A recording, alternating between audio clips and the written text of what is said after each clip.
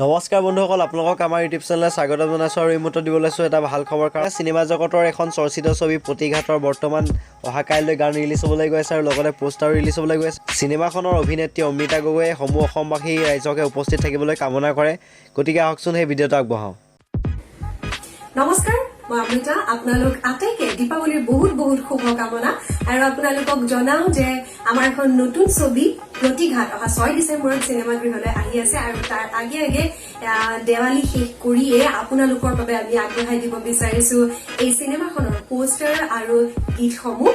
কাইলৈ অৰ্থাৎ অহা 29 অক্টোবৰত গুৱাহাটীৰ শ্ৰদ্ধাঞ্জলি কাননত মুক্তি দিয়া হ'ব চিনেমাখনৰ পোষ্টাৰ আৰু গীতসমূহ সন্ধিয়া 5 বজাত।